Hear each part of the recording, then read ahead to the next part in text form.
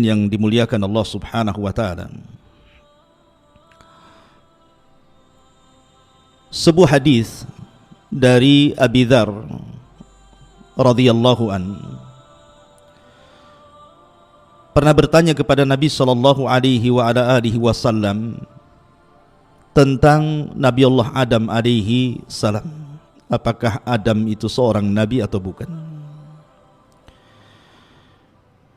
Lah salah satu pertanyaan Abi Dzar kepada Nabi sallallahu alaihi wasallam adalah bicara tentang kam adadul anbiya. Berapa sih jumlah para nabi itu? Maka Nabi sallallahu alaihi wasallam menjawab bahwa jumlah para nabi itu 120.000 nabi. Di antara mereka 315 rasul. Artinya bahwa Allah Subhanahu wa taala mengutus utusannya sebanyak itu tentu tidak lain dan bukan dalam rangka memperbaiki manusia. Walaupun yang kita kenal namanya di dalam Al-Quranul Karim hanya 25 nabi dan rasul. Itu pun tercantum nama-namanya, 18 diantaranya tercantum dalam surah Al-An'am dan sisanya tercantum di beberapa surat dalam Al-Quran sehingga genap menjadi 25 nabi dan rasul. Dari 25 nabi dan rasul pun tidak semua dikisahkan dalam Al-Quran. Ada yang hanya disebut namanya tapi tidak ada kisahnya. Seperti contohnya Al-Yasa, Dzulkifli, Ilyas. Itu tidak ada kisahnya tapi namanya disebutkan dalam Al-Quran. Atau ada nabi itu yang hanya dikisahkan secara global saja, seperti kisah Nabi Syuaib, Nabi Saleh, Nabi Lut gitu ya. Tapi ada juga nabi luar biasa. Dari 25 nabi dan rasul diceritakan secara detail. Seperti Nabi Allah Ibrahim alaihi salam, Nabi Musa alaihi salam, itu luar biasa rincian dalam Al-Quranul Karim. Lah kenapa Allah Subhanahu wa taala menceritakan kisah-kisah ini, bahkan sepertiga Al-Quran itu bicara tentang kisah. Karena Quran itu kan dibagi menjadi 3. Sepertiganya bicara tauhid, sepertiganya bicara hukum-hukum ibadah, dan sepertiganya bicara tentang qasas, tentang kisah-kisah umat-umat terdahulu. Apa hikmahnya? Allah Subhanahu wa taala berfirman di dalam Al-Qur'anul Karim, di antara hikmahnya adalah wa kullan naqussu 'alaika min amba'ir rusul ma nuthabbitu bihi fuadak. Dan kami kisahkan kepadamu wahai Muhammad tentang kisah-kisah para rasul, kisah-kisah para nabi sebelummu, itu dalam rangka memantapkan hatimu. Dan ibrah dalam Al-Quran itu bukan hanya khitabnya kepada Nabi SAW saja, tetapi juga khitabnya kepada kita sebagai umatnya. Seolah-olah Allah Subhanahu wa taala ingin katakan, ketika Allah Subhanahu wa taala menceritakan para nabi dan rasul dalam Al-Quran itu ada sebuah pelajaran besar. Ketika Allah Subhanahu wa taala umpamanya menceritakan tentang kisah Nabi Nuh, ada pelajaran besar bagaimana kesabaran Nabi Nuh dalam menghadapi dakwah terhadap kaumnya. Maka itu akan dialami oleh setiap para pendakwah. Ketika Allah Subhanahu wa taala mengkisahkan kisah Nabi Ayyub alaihi salam, seolah-olah Allah ingin memberikan pelajaran kepada kita bahwa kita dituntut untuk sabar ketika mendapatkan musibah. Bagaimana Ayyub sabarnya ketika diberikan musibah oleh Allah Azza wa Jal berupa penyakit, 18 tahun dia sabar dengan penyakitnya. Ketika Allah Subhanahu wa taala mengkisahkan kisah Lut umpamanya, bahwa Lut dihadapkan kepada sebuah kaum yang rusak akhlaknya. Tidak ada kaum serusak kaum Sodom yang Lut diutus di situ. bahwa generasi anak muda akan menghadapi masa-masa yang mungkin pernah terjadi di zaman Nabi Lut dan bagaimana cara mengatasinya. Maka Allah kisahkan, ya. Atau seperti Allah subhanahu wa ta'ala mengkisahkan umpamanya kisah Nabiullah Ibrahim alaihi salatu wassalam, bagaimana Ibrahim anak muda yang tangguh ketika berhadapan dengan Namrud, dan itu akan dialami oleh setiap para duat dan para da'i. Dan begitu seterusnya, artinya bahwa tidak ada yang tidak ada pelajarannya ketika Allah subhanahu wa ta'ala mengkisahkan para nabi, terutama kisah Nabi kita Muhammad sallallahu alaihi wasallam. Banyak pelajaran, bahkan syarat pelajaran yang Anda akan dapati ketika kita bicara tentang kisah sosok manusia terbaik umat ini, Rasul Muhammad sallallahu alaihi wasallam. Nanti saya akan uraikan kisah-kisah, pelajaran-pelajaran khususnya untuk membangkitkan generasi anak muda di zaman sekarang, bagaimana menghadapi fitnah yang sudah menyebar di tengah-tengah kita. Ma'asyiral muslimin yang dimuliakan Allah subhanahu wa ta'ala, kalau kita melihat beberapa kisah dalam Al-Quranul Karim yang berkaitan dengan peran anak muda atau generasi muda, itu luar biasa. Al-Quran itu menceritakan tentang kisah-kisah anak-anak muda yang kita bisa petik pelajarannya. Yang pertama, Anda bisa baca dalam surah Al-Anbiya ayat 58 atau 60 sampai 58 sampai 60. Ketika Allah subhanahu wa ta'ala mengkisahkan sosok anak muda yang Allah subhanahu wa ta'ala katakan, qalu sami'na fatan yadhkuruhum yuqalu lahu Ibrahim. Mereka berkata bahwa kami mendengar ada anak muda. Lihat bahasa Quran, Allah mengatakan dengan kalimat fatan, anak muda.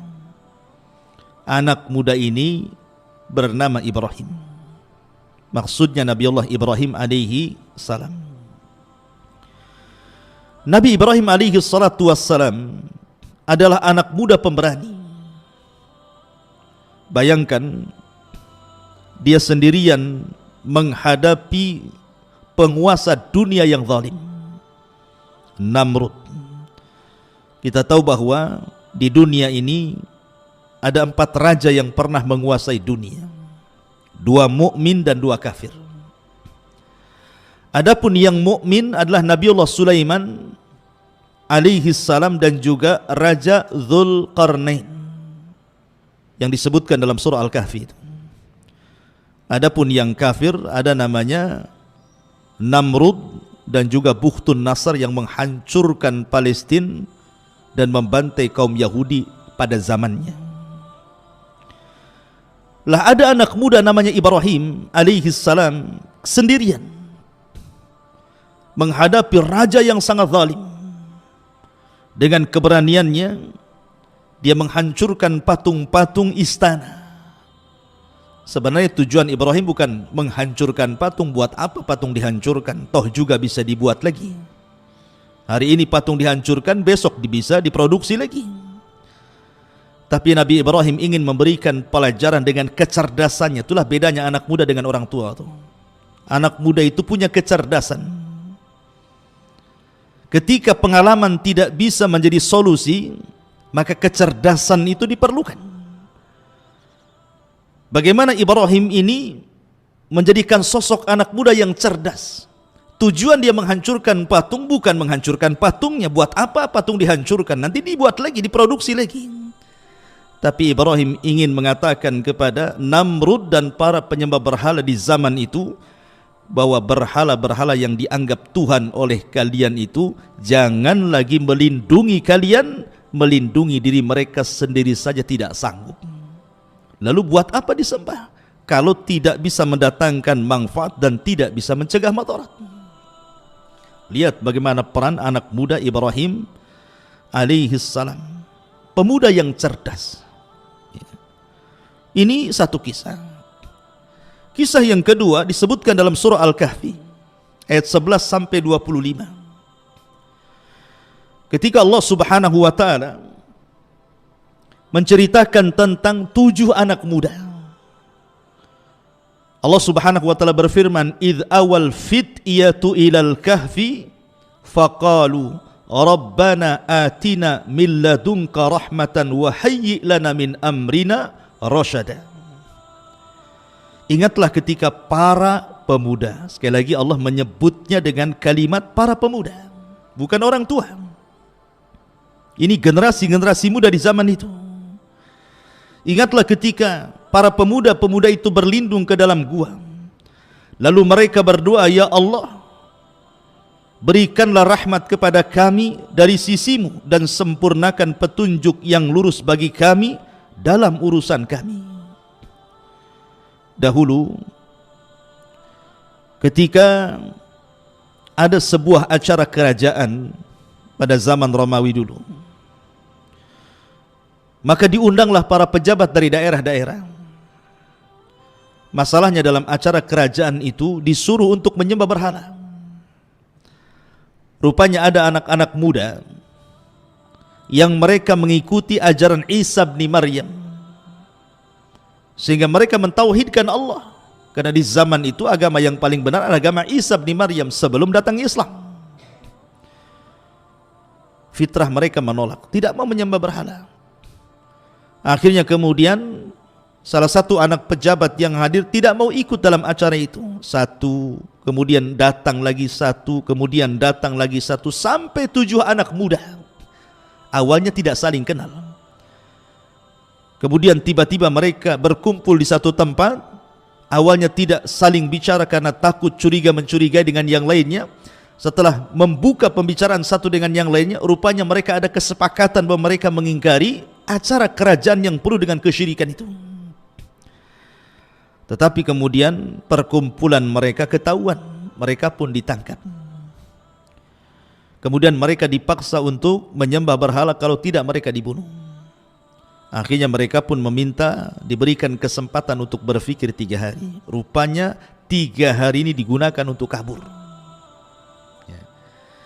Maka kemudian larilah 7 anak muda ini dan seekor anjing. Rupanya mereka lari ke perbukitan. Disitulah menemukan sebuah gua yang sangat dalam, yang sangat besar. Dalam bahasa Arab disebut kahfun namanya. Makanya suratnya disebut suratul kahfi. Dalam bahasa Arab gua itu ada 2 jenis. Ada namanya ghar, seperti Rasul itu di ghari Hira namanya. Gua kecil tidak dalam, itu namanya ghar, gua Hira. Tetapi kalau dalam besar itu disebut al-kahfu ataupun al-kahfi. Lah anak-anak muda ini masuk ke dalam gua itu. Lihat bagaimana perjuangan anak-anak muda ini. Bahwa anak muda itu perlu berjuang. Harus ada semangat juang gitu ya. Jangan memble anak-anak muda itu. Anak-anak muda itu harus semangat. Sehingga kemudian Ashabul Kahfi ini masuk ke dalam gua. Sempat pasukan itu menemukan gua itu, tapi karena mereka takut masuk, akhirnya mereka menimbun pintu gua itu dengan alasan supaya mereka mati di dalam. Tetapi Allah Subhanahu wa taala rupanya sudah tidurkan anak muda ini 3 abad lebih, 300 tahun lebih anak muda ditidurkan oleh Allah Subhanahu wa taala. Subhanallah, anehnya ketika mereka terbangun, rupanya raja zalim itu sudah mati, digantikan raja yang baik. Tapi bagaimana di sini Allah Subhanahu wa taala menyebutkan kisah anak-anak muda itu di zaman itu. Perjuangan mereka, tekad mereka luar biasa gitu. Ini juga satu kisah anak-anak muda yang disebutkan dalam surah Al-Kahfi ayat 11 sampai 25 dan seterusnya.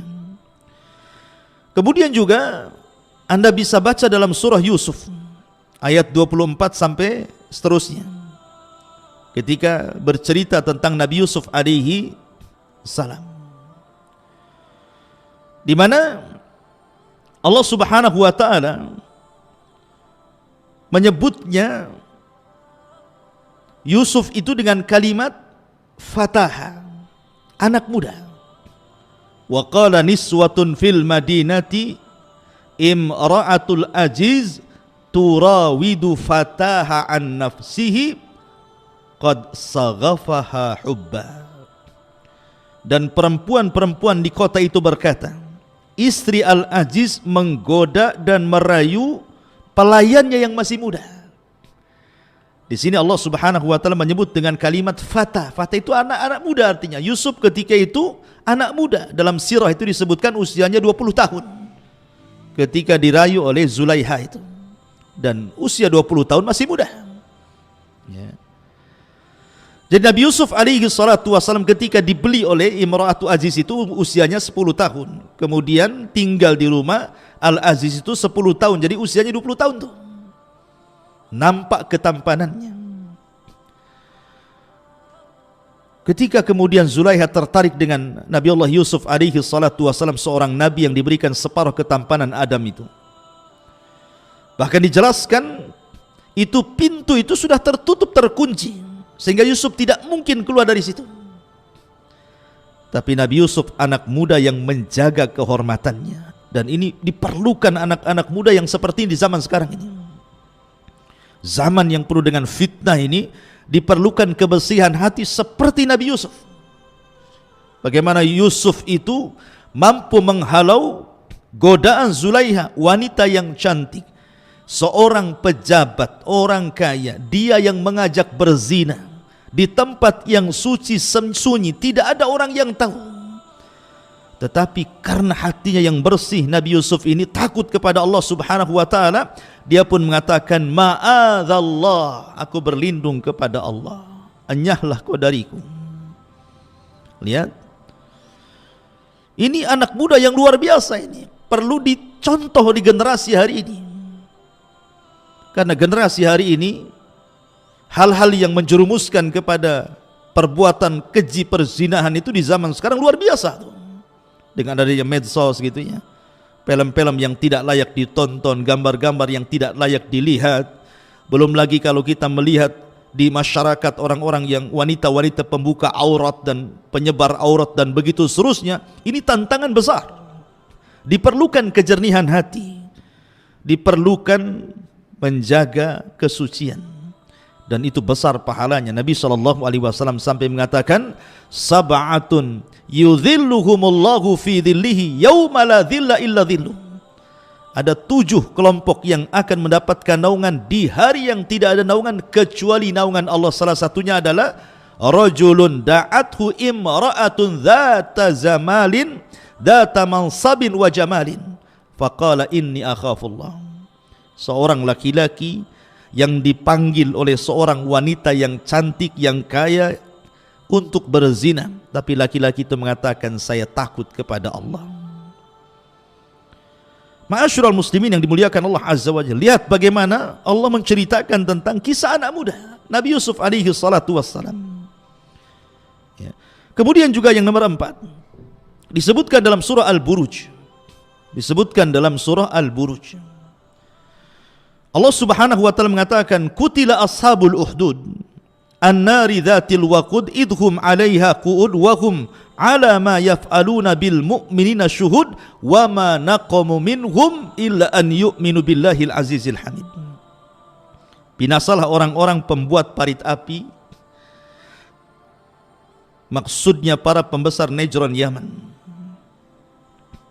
An-nari dzatil waqud, ketika api dinyalakan dengan sangat besar, ketika mereka duduk dan melihatnya, sedangkan mereka menyaksikan apa yang mereka perbuat terhadap orang-orang yang beriman yang sedang dibakar, dan mereka menyiksa orang-orang itu hanya karena orang-orang mukmin yang beriman kepada Allah yang maha terpuji dan lagi maha perkasa. Jadi kisah Ashabul Uhdud ini yang disebutkan dalam surah Al-Buruj itu mengkisahkan tentang kisah anak muda. Secara singkat begini, jadi ada seorang raja Yahudi tapi masyarakatnya Nasrani, namanya Dzunwas. Dzunwas ini mengaku Tuhan, sama dengan Namrud, sama dengan Fir'aun yang ngaku Tuhan itu. Punya tukang sihir yang mau mati, sudah tua. Lah tukang sihirnya kerajaan ini meminta kepada Dzunwas, seorang raja Najran ini, untuk dicarikan anak muda yang bisa mewarisi ilmu sihirnya supaya bisa melanggengkan kekaisaran ataupun kerajaan sang raja Dzunwas ini. Karena dia tidak akan lama lagi hidup karena sudah tua. Maka dicarikan anak muda yang cerdas. Maka kemudian tukang sihir ini mewariskan ilmu sihirnya kepada anak muda yang cerdas ini. Masalahnya anak muda ini setiap jalan dari rumah ke tempat tukang sihir itu melewati sebuah kanisa, sebuah gereja. Karena di zaman itu kan agama yang paling benar agama Nasrani, karena belum ada Islam. Penasaranlah anak muda ini, kok ada tempat ibadah berbeda. Masuklah dia, berjumpalah dengan seorang rahib.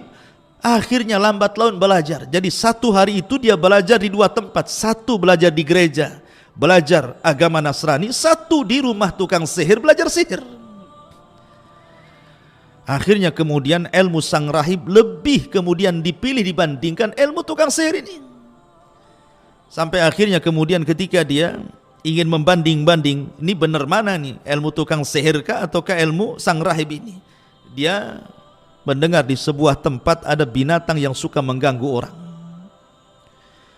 Kemudian dia pun mendatangi tempat tersebut, diambilnya kerikil sebiji jari. Kemudian dia pun mengatakan, ya Rabb, kalau seandainya ilmu yang diajarkan kepadaku dari sang rahib jauh lebih benar dibandingkan ilmu tukang sihir ini, maka tolonglah, bunuhlah binatang yang mengganggu masyarakat itu, tanpa dia berkomat kamit, tanpa dia membaca mantra. Ya, karena dia hanya tawakal dengan ilmu sang rahib. Dilemparnya batu itu, kena pula binatang yang buas itu mati seketika tanpa menggunakan sihir, langsung mati.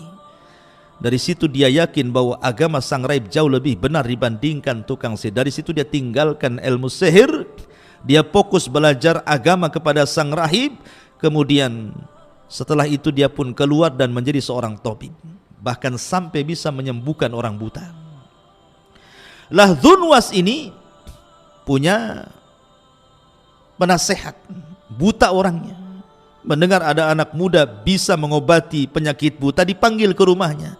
Tapi anak muda ini ingat, dia bukan hanya menjadi tabib. Tabib itu hanya sekedar wasilah dakwah. Jadi setiap dia mengobati orang, anak muda ini mengatakan, saya akan obati penyakitmu, tapi syaratnya kau akan beriman kepada Allah Azza wa Jalla. Inilah anak muda. Ya. Jadi kalau engkau mau kusembuhkan, aku akan berdoa akan kesembuhanmu, syaratnya cuma satu, beriman kepada Allah. Harusnya seperti itu. Jadikan semua wasilah itu digunakan untuk dakwah. Harusnya anak muda itu kreatif gitu ya. Jadikan acara-acara apapun berisi dakwah di situ, karena bagaimanapun Rasul mengatakan Rasul amri al-Islam wa amuduhus shalah wa dirwatus sanamihil jihadu fi sabilillah. Bahwa pokok urusan hidup manusia itu Islam, maka jadikan Islam itu pokok urusan hidup kita. Kalau Anda hendak ngobrol, obrolkan masalah Islam. Kalau Anda hendak rapat, jangan lupa sisipkan Islam di situ. Kalau Anda hendak menulis, tulis masalah Islam. Bawa Islam itu kemana-mana. Bawa Islam ke rumah, bawa Islam ke pasar, bawa Islam ke kampus, bawa Islam kemana saja. Karena pokok urusan hidup itu Islam. Lihat anak muda ini menyebarkan Islam dengan cara apa? Dengan cara pengobatan. Sampailah dia mengobati penasihat sang raja ini. Mau pula penasihat sang raja ini beriman, dan akhirnya Allah sembuhkan penyakit butanya. Ketika Dzunwas heran kok dia bisa sembuh dari butanya, dia bertanya, siapa yang menyembuhkanmu? Dia mengatakan, Allah yang menyembuhkanku. Dia tidak mengatakan anak muda itu, karena sudah beriman. Tapi sang raja marah karena dia kan mengaku Tuhan. Kok dia pula ada Tuhan yang bisa menyembuhkan penyakitnya? Ini kan sudah menyelisih ketuhanannya. Ditangkaplah penasehatnya, dipaksa siapa yang menyembuhkannya. Akhirnya karena disiksa tidak tahan, ditunjukilah anak muda, ditangkap pula anak muda itu.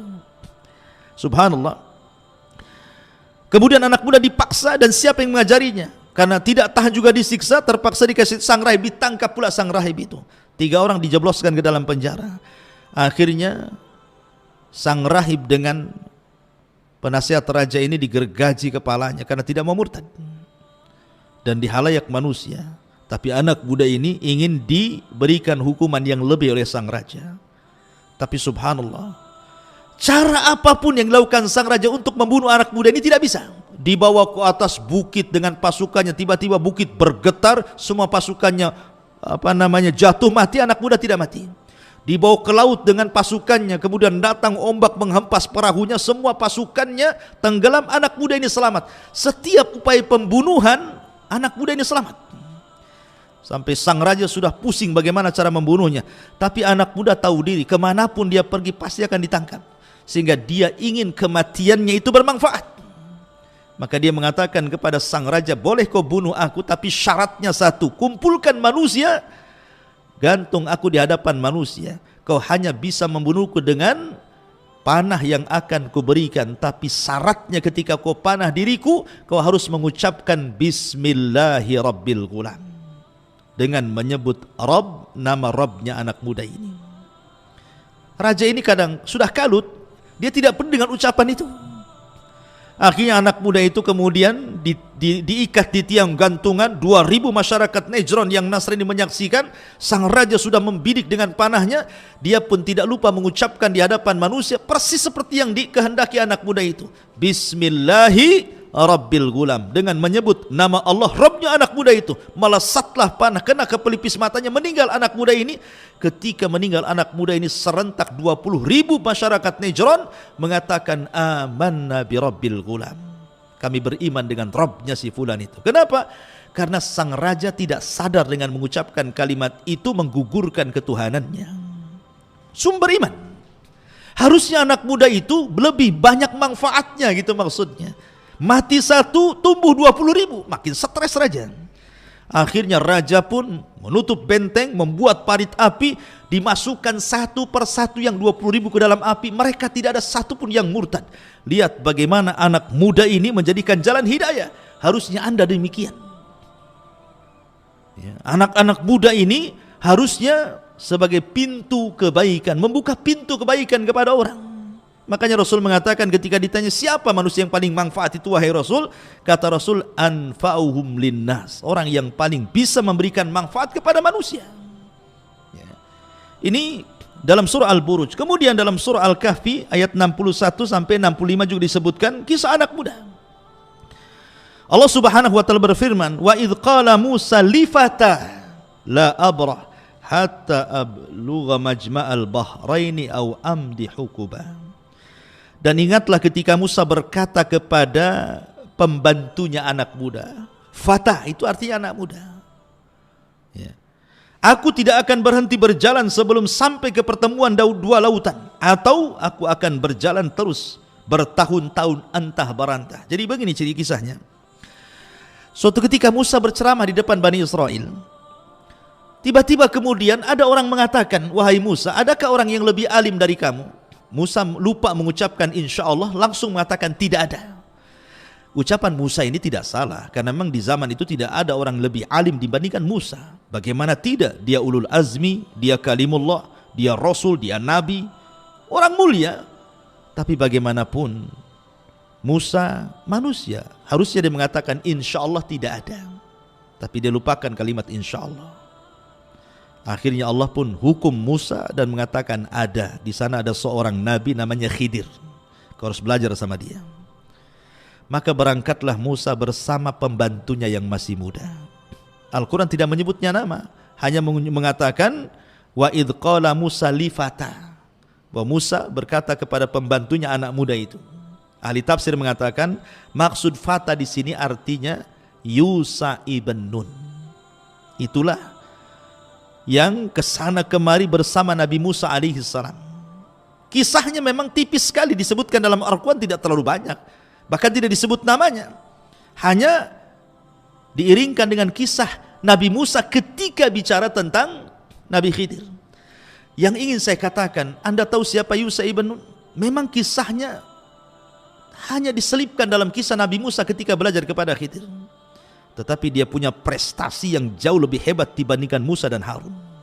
Yusa ibn Nun ini, apa prestasinya coba? Ketika Nabi Musa alaihi salatu wassalam membawa Bani Israel diselamatkan dari perbudakan Fir'aun, diseberangkan di Laut Merah, dan mereka melihat Fir'aun ditenggelamkan dengan kedua mata mereka. Kemudian ketika sampai di depan gerbang bumi Ariha, kota tertua di dunia sebelum masuk ke Palestina, ke Baitul Maqdis, di situ sudah ada para penghuni dari kaum Kan'aniyun, kaum keturunan Ad, orangnya besar-besar, menghuni Ariha, dan itu pintu masuk ke Baitul Maqdis. Artinya Musa tidak bisa membebaskan Baitul Maqdis kecuali harus memerangi orang-orang Kan'aniyun yang ada di negeri itu. Maka diutuslah mata-mata. Rupanya mata-mata ini melihat bagaimana badan posturnya orang-orang yang berada di Ariha itu besar-besar. Ketakutan mereka, macam mana kita akan menghadapi kaum yang raksasa ini, katanya. Akhirnya Musa mengatakan, jangan ceritakan kepada pasukan, nanti mereka ketakutan. Tapi mereka berkhianat, hanya 2 orang yang tidak menceritakan, salah satunya Yusha ibn Nun. Yang lainnya malah kemudian membuat ketakutan di tengah-tengah Bani Israel sehingga mereka tidak mau perang. Ketika Musa mengajak mereka berperang untuk mengambil Baitul Maqdis dengan cara menaklukkan Ariha kala itu, tiba-tiba kemudian mereka dengan lancangnya mengatakan kepada Nabi mereka, idhab anta wa rabbuka faqatila inna hahuna qaidun. Hei Musa, kalau engkau hendak mengajak perang kami, silahkan berangkat sendiri, ajak Tuhanmu perang berdua, biar kami nonton siapa yang kalah, siapa yang menang. Nah, itu kurang ajar tuh. Bani Israel ngomong begitu sama nabinya. Ya. Akhirnya kemudian Allah pun azab Bani Israel, terpaksa mereka harus dibuat linglung di negeri yang disebut dengan Ardute. Mereka tidak bisa keluar dari situ, di gurun pasir, panas, kering, kelontang, gak ada tumbuhan, gak ada tanaman. 40 tahun mereka tinggal di situ. Sampai Musa meninggal di situ, Harun pun meninggal di situ. Tidak bisa merebut Baitul Maqdis. Baru datang generasi pemberani dipimpin Yusha ibn Nun. Bayangkan, tadinya seorang pembantu Nabi Musa, tapi karena kemana-mana bersama Nabi, akhirnya diangkat jadi Nabi juga. Yusha ibn Nun diangkat jadi Nabi. Nabi Yusha ibn Nun, dialah yang memimpin generasi setelah Musa dan Harun dan berhasil merebut Baitul Maqdis. Bahkan satu-satunya Nabi yang memiliki mukjizat mampu menahan matahari, dialah Yusha ibn Nun. Ketika peperangan itu masuk ke hari Sabtu, hampir matahari tenggelam dan masuk ke hari Sabtu, sementara orang-orang Yahudi itu sangat memuliakan hari Sabtu, tidak boleh ada perang. Maka Yusha tidak mau menghentikan perang. Dia pun mengatakan kepada matahari, wahai matahari, kau diperintah Allah, aku juga diperintah Allah, maka jangan kau tenggelam dulu sampai perang ini dimenangkan. Matahari itu diam, tidak mentenggelam sampai betul-betul dimenangkan baru tenggelam. Nah, itulah mukjizatnya Yusha ibn Nun. Ya. Tapi lihat bagaimana Yusha ibn Nun ini anak muda yang kisahnya itu hanya ditempelkan di kisah Nabi Musa dengan Khidir, tapi prestasinya melebihi Nabi Musa, bisa memerdekakan Baitul Maqdis. Dia tidak dikenal. Ya, begitulah anak muda. Anda tidak mesti harus dikenal, tetapi prestasi itulah yang menentukan kesuksesan Anda. Harusnya seperti itu. Gak apa-apa gak dikenal orang, tapi prestasinya dikenal. Itulah generasi anak muda namanya. Buat prestasi yang membanggakan kepada umat ini. Apa prestasi Anda itu? Ma'asyiral muslimin yang dimuliakan Allah Subhanahu wa taala. Ini 5 kisah yang disebutkan dalam Al-Qur'an, semua bicara tentang anak muda. Kemudian yang terakhir, kisah Nabi kita, Nabi Muhammad sallallahu alaihi wasallam, uswatun hasanah. Karena Quran hanya menyebut uswatun hasanah di 3 ayat, berbicara kepada 2 nabi, pertama Ibrahim, yang kedua Rasul kita Muhammad sallallahu alaihi wasallam. Lihat bagaimana perjalanan kehidupan Nabi sallallahu alaihi wasallam. Subhanallah. Kalau Anda meneliti kisah Nabi sallallahu alaihi wasallam, luar biasa. Seandainya saya menceritakan kisah Nabi Muhammad sallallahu alaihi wasallam dari awal sampai akhir dengan cara rinci, mungkin usia saya sudah meninggal, kisahnya belum selesai. Kalau betul-betul dikisahkan gitu ya, mulai daripada akhlaknya, kehidupannya, dan begitu seterusnya, luar biasa.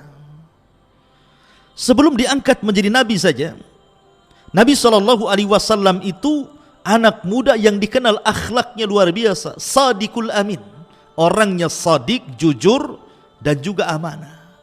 Bayangkan, ketika usia 12 tahun Nabi SAW itu diajak oleh pamannya Abu Talib untuk berdagang ke Syam.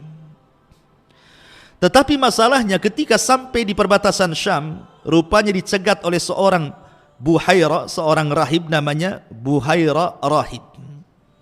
Ini seorang pastor yang sangat ekstrim gitu ya. Kalau melihat sirahnya gitu, dia diusir oleh pastor-pastor yang lain karena terlalu ekstrim. Ya, karena terlalu memegang ajaran Nasraninya itu di zaman itu. Lah, pastor ini atau rahib ini, karena dia banyak membaca, sehingga dia akhirnya meramalkan sebuah ramalan tentang akan munculnya seorang nabi. Kemudian ketika pada waktu Rasul berjalan dengan Abu Talib, rupanya tanda-tanda itu ada. Makanya dia kemudian menunggu di perjalanan, setiap ada kafilah yang datang dari negeri Arab ke Syam, dicegat. Kemudian dilihat ada enggak tanda-tanda kenabian. Sampailah ketika kafilah Abi Talib kemudian berpapasan dengan dia, dilihat ada tanda-tanda yang aneh, dihentikan, kemudian diajak makan. Rupanya betul apa yang selama ini ditunggu-tunggu tentang kemunculan seorang nabi, nabi itu sudah ada di hadapannya. Rasul ketika itu masih usia 12 tahun. Apalagi ketika melihat stempel kenabian yang ada di bahu Rasul, maka makin jelaslah bahwa dia seorang nabi. Dari situ kata Buhaira Rahib, sebaiknya jangan kau lanjutkan perjalanan wahai Abu Talib ke Syam, sebab kalau orang-orang Yahudi di Syam tahu dia bakal seorang nabi, akan dibunuh dia. Sebaiknya pulang lagi. Maka Nabi SAW tidak jadi ke Syam, kemudian pulang lagi. Tetapi Nabi SAW usia 12 tahun ya, usia 12 tahun itu kalau sekarang mungkin baru SD, SMP aja belum. 12 tahun itu belum lulus SD kan. Tapi Nabi SAW sudah pekerja keras. Ketika dia tidak bisa dilatih berniaga ke Syam, ingat orang Arab itu, orang Mekah khususnya di zaman itu, yang namanya dunia perdagangan itu sudah mengakar dan mengurat di darah-darah mereka. Memang mereka luar biasa, pakar-pakar dagang. Sampai Allah Subhanahu wa taala abadikan kebiasaan mereka dengan firman-Nya, li ila fi quraisyin ila fihim rihlatash syita'i was-saif. Jadi kebiasaan orang-orang Mekah di zaman itu suka rihlah, melakukan perniagaan di musim dingin dan musim panas, ke Syam dan juga ke Yaman. Ya. Sehingga dari kecil tuh mereka sudah ahli-ahli dagang. Nah, itulah bagaimana kemudian Nabi SAW mengajarkan kepada kita, khususnya kita ya, anak-anak muda, generasi muda itu dilatih kemandirian. Nabi loh sudah menjadi penggembala kambing, cari uang. Di usia SD mungkin di zaman sekarang ya, itu sudah cari uang, jadi penggembala kambing di Qararitul Qaum. Ya, artinya orang-orang kaya yang punya kambing, nanti saya rawat kambingnya, kamu kasih upah berapa? Ya. Itulah pekerjaan Nabi SAW. Dari sini ada ibrah kepada kita apa? Kemandirian, jangan nyusahkan orang tua. Ini subhanallah, terkadang anak-anak muda di zaman sekarang dari SD, orang tua yang kasih biaya, masuk SMP gitu lagi, SMA iya, sudah jadi masuk juga ke universitas, sudah keluar masih nyusahkan orang tua. Kan ada orang kayak gitu tuh, masih minta pa, la haula wala quwata illa billah. Harusnya kan mandiri gitu ya. Sudah terlampau lama dari SD sampai berkuliah ini, orang tua udah capek. Ada sebagian mereka menjual sawah mereka, ngutang sana sini untuk supaya generasi muda ini berpendidikan. Bukannya makin mandiri gitu ya, terkadang masih ada orang yang menengadahkan tangan pula, meminta-minta sama orang tuanya. Harusnya mandiri, harus seperti itu. Rasul lihat, diajarkan kemandirian di sini. 12 tahun jadi pengembala dia. Subhanallah. Ini ada, kenapa sebutan Shadiqul Amin, kenapa sampai muncul? Begini ceritanya. Jadi Nabi SAW itu kan banyak kawan-kawan sesama penggembala tuh, sama penggembala. Jadi ketika ada musim-musim pernikahan, walimatul arush gitu ya, terkadang kawan-kawan sama penggembala itu ingin hadir ke tempat-tempat undangan-undangan pernikahan itu, tapi mereka bingung karena mereka harus meninggalkan kambing-kambing mereka. Akhirnya kemudian mulailah di antara mereka menitipkan kambing kepada Rasul. Tolonglah ini rawat dulu kambing saya ada acara dulu. Nah, seperti itu.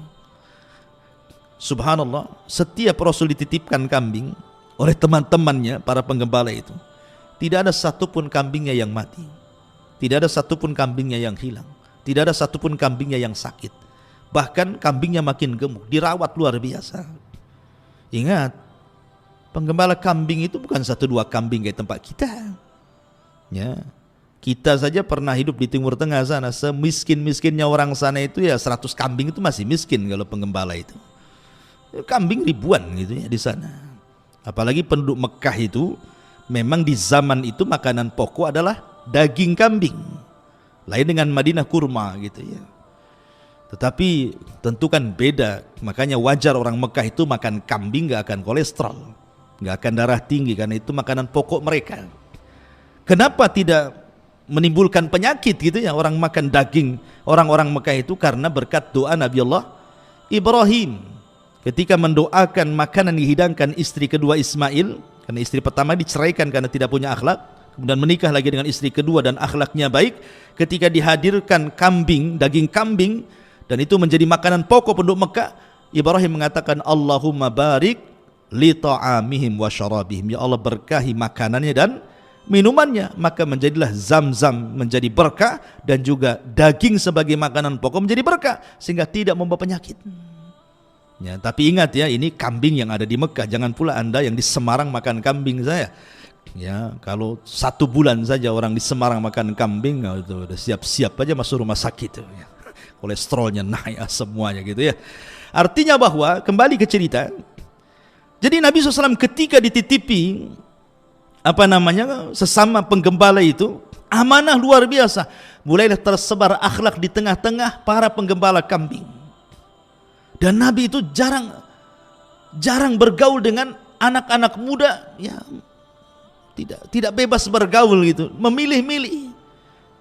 Kalaupun hadir di walimatul ars, karena di zaman itu kan minuman khamar dan begitu seterusnya masih diminum gitu. Paling Nabi SAW terkadang tertidur, entah apa yang terjadi, kemudian selesai, kemudian pulang. Intinya bahwa Nabi mulai terkenal dengan amanahnya, Al-Amin. Kemudian Rasul tidak pernah berdusta, maka disebut sadiq, orangnya jujur. Melekatlah kalimat sadiqul amin. Makanya ini pula yang kemudian ketika di usia 20 tahun, tiba-tiba ada seorang wanita tahirah yang suci, Khadijah bintu Khuwailid, wanita tajir kaya raya. Seandainya kekayaannya dikumpulkan dengan seluruh kekayaan laki-laki kaya di zaman itu, tetap Khadijah masih kaya. Wanita kaya luar biasa, tapi sudah disebut tahirah. Tahirah itu wanita suci karena dia menutup auratnya, padahal belum ada Islam.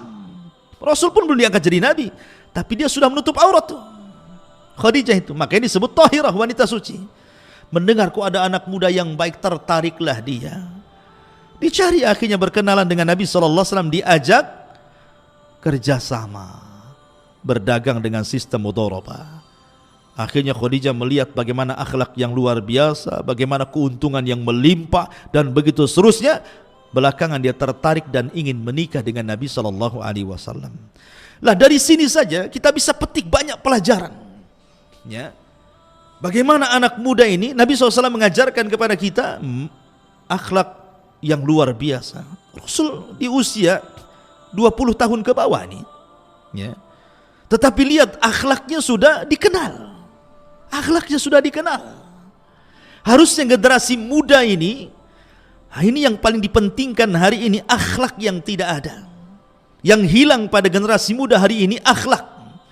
Akhlak kepada orang tua sudah hilang, akhlak kepada kerabat sudah hilang, akhlak kepada tetangga sudah hilang, kepada guru-guru dan begitu seterusnya.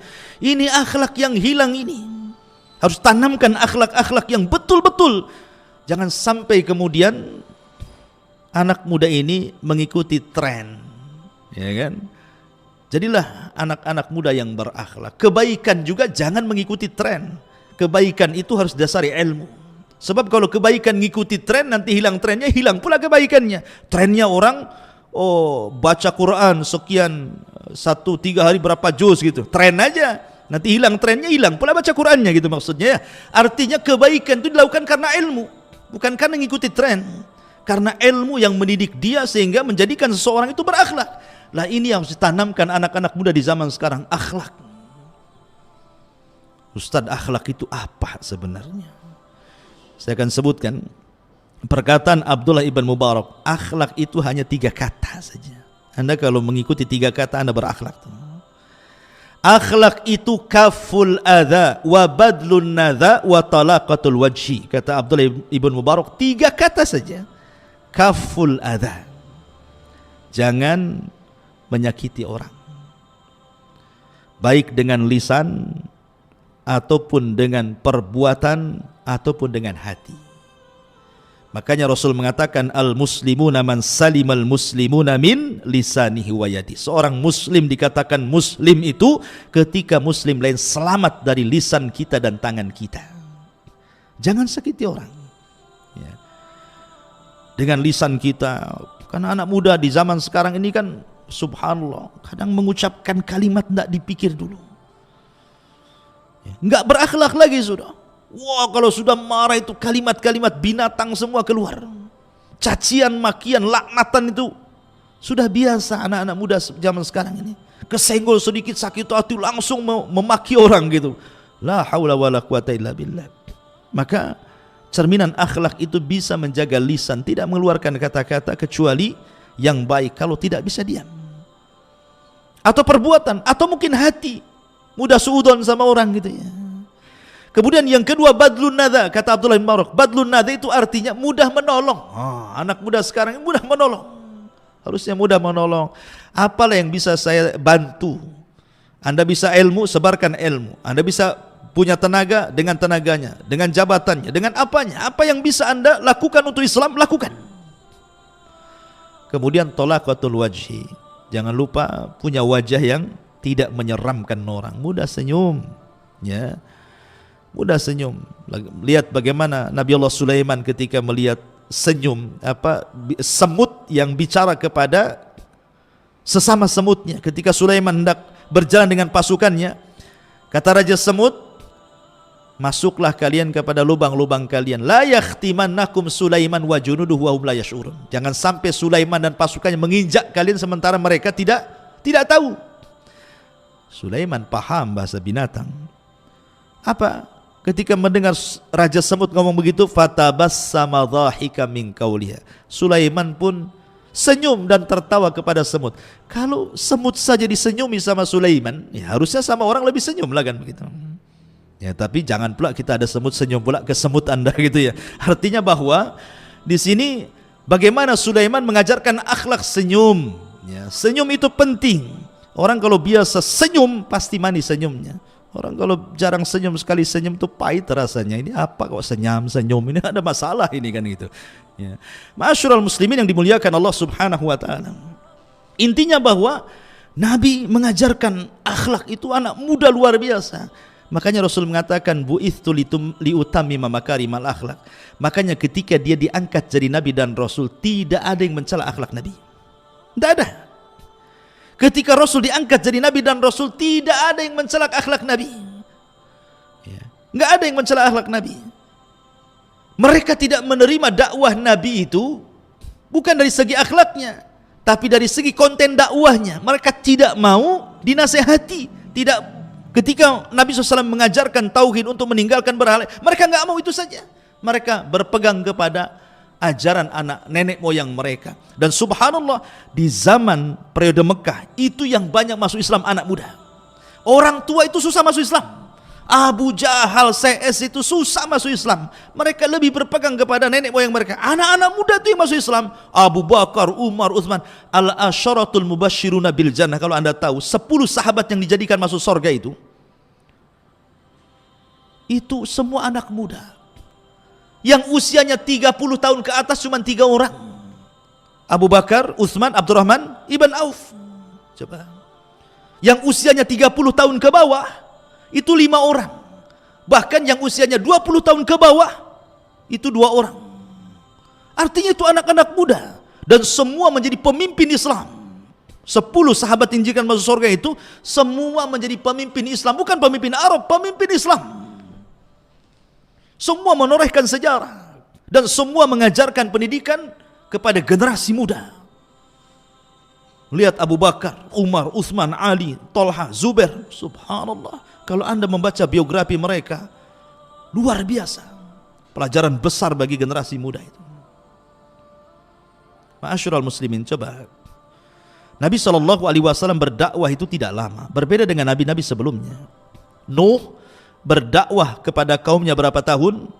Alfasanatin illa khamsina ama, 1000 dikurangi 50 tahun, berarti 950 tahun Nuh itu berdakwah. Setiap 20 tahun sekali baru dapat satu pengikut, sehingga pengikutnya tidak banyak Nuh itu, yang di perahunya itu, walaupun menjadi cikal bakal manusia sampai hari ini. Makanya Nuh disebut Abul Bashari Tsani, bapak manusia kedua, karena semua manusia nasabnya kepada 3 putra Nuh. Tapi lihat dakwahnya Nabi Nuh, 950 tahun dengan berbagai macam metode, dari yang lembut sampai yang keras, dari mulai malam sampai siang. Da'autu laila wa nahara, aku berdakwah siang malam, kata Nuh. Tapi tidak diterima dakwahnya. Nabi SAW itu berdakwah cuma 23 tahun saja, 13 tahun di kota Mekah, 10 tahun di kota Madinah. Tapi tidaklah Nabi SAW wafat kecuali Rasul sudah mempersiapkan generasi-generasi anak muda, pemimpin-pemimpin masa depan kaum muslimin, dan semua bidang ada pada para sahabat Nabi. Apa yang dihajatkan kaum muslimin ada. Nah, ini menunjukkan apa? Ilmu parenting namanya. Bagaimana Nabi SAW itu membuat pendidikan yang sangat berhasil. Tidak perlu belajar parenting ke barat itu. Nabi sudah mengajarkan, tidaklah Rasul wafat kecuali generasinya sudah ada. Semuanya berhasil. Yang dihajatkan kaum muslimin ada semua di para sahabat. Semua ada. Gak ada yang gak ada. Apa yang dihajatkan manusia ada semuanya di para sahabat. Siapa yang mendidik mereka? Nabi. Generasi sahabat. Anak-anak muda luar biasa. Bahkan kalau Anda lihat para pakar hadis, itu semua anak muda. Ya. Ma'asyiral muslimin yang dimuliakan Allah Azza wa Jalla. Siapa para pakar hadis? Saya contohkan. Pakar hadis itu maksudnya yang banyak meriwayatkan hadis kepada kita: Abu Hurairah, Abdullah ibn Umar, Anas ibn Malik, Aisyah, Abdullah ibn Abbas, Jabir bin Abdullah, Abu Sa'id Al-Khudri. Ini 7 orang yang dikenal al-mukthiruna fil hadis, yang banyak meriwayatkan hadis Nabi sampai kepada kita ini, yang dikeluarkan oleh para pengeluar hadis Muslim, Bukhari, Abi Dawud, dan begitu seterusnya. Itu kebanyakan dari 7 sahabat ini.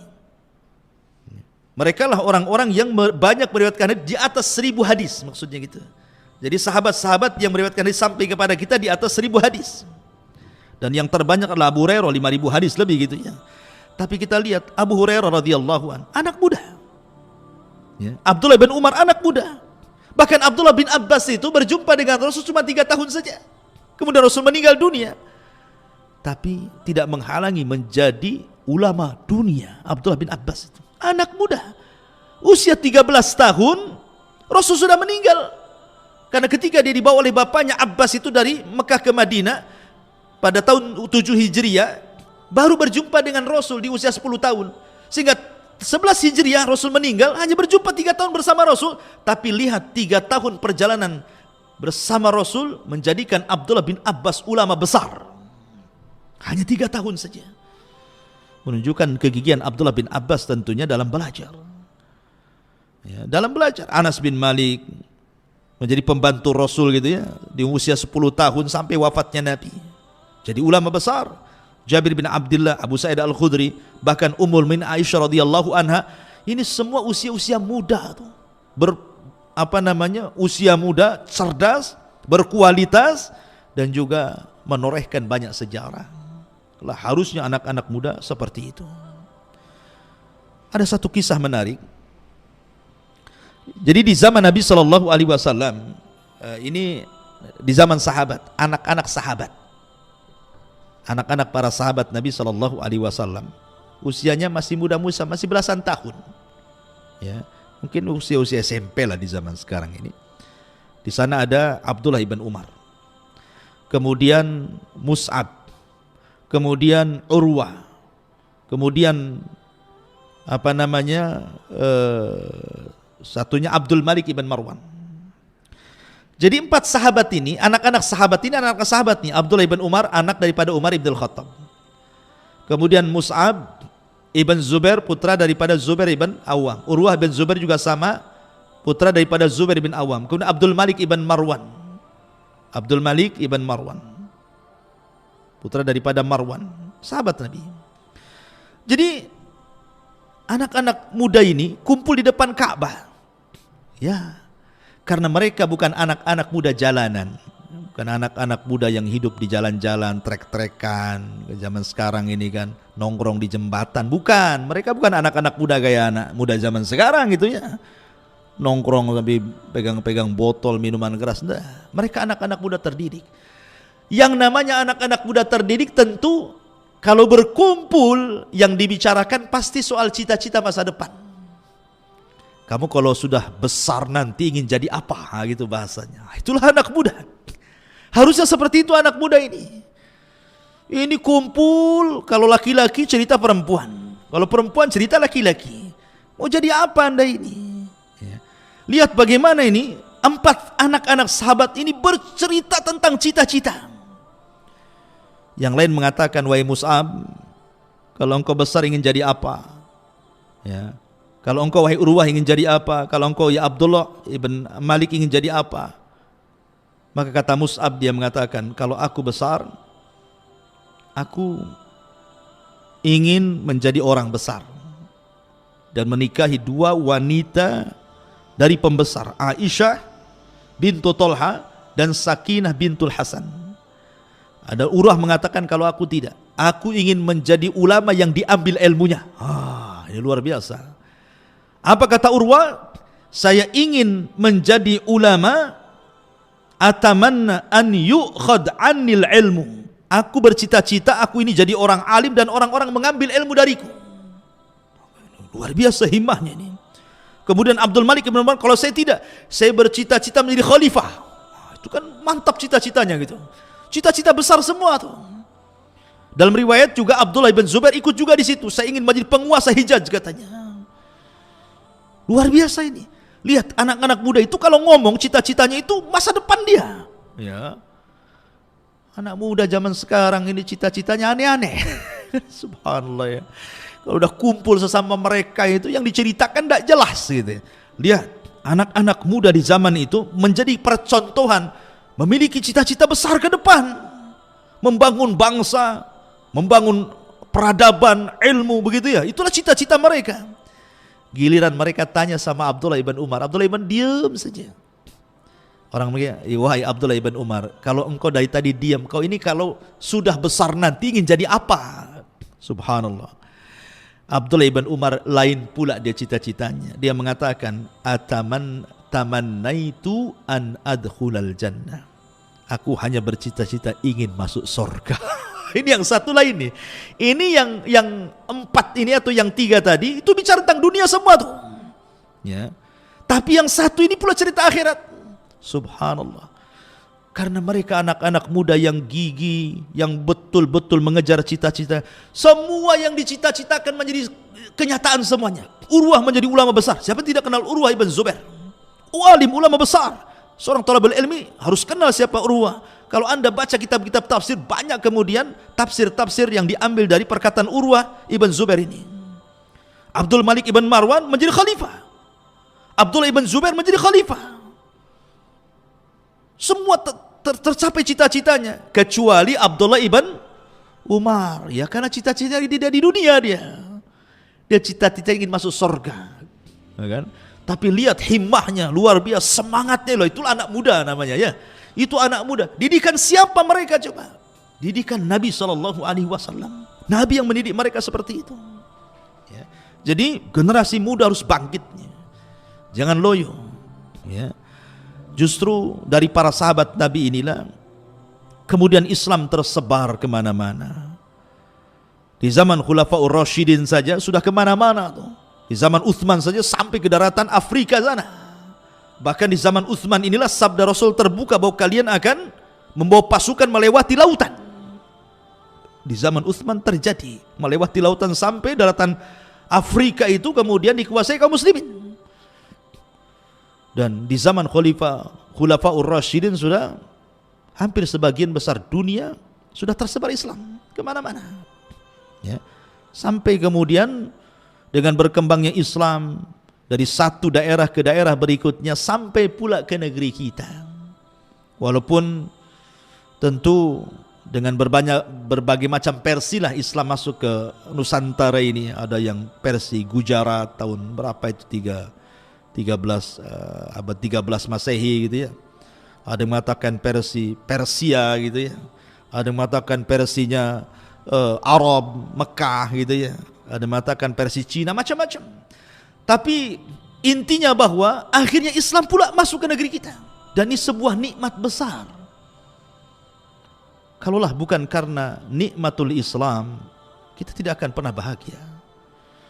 Karena Islam ini agama kebahagiaan yang mendidik generasi-generasi muda menjadi generasi-generasi terbaik umat ini. Apalagi saya nasihatkannya bahwa sekarang di bulan Sya'ban, ke depan kita akan menghadapi Ramadan gitu ya. Maka generasi-generasi muda itu harusnya lebih bisa menampakkan kebaikan. Ma'asyiral muslimin yang dimuliakan Allah Subhanahu wa taala, maka persiapkan dari sekarang tantangan masa depan Anda wahai anak muda itu jauh lebih berat dibandingkan tantangan orang tua kita yang sudah mendahului kita. Fitnah yang Anda hadapi hari ini tentu tidak akan sama dengan fitnah yang Anda hadapi di masa depan. Karena Anas bin Malik radhiyallahu an pernah mengatakan, dia mendengar sabda Nabi sallallahu alaihi wasallam bahwa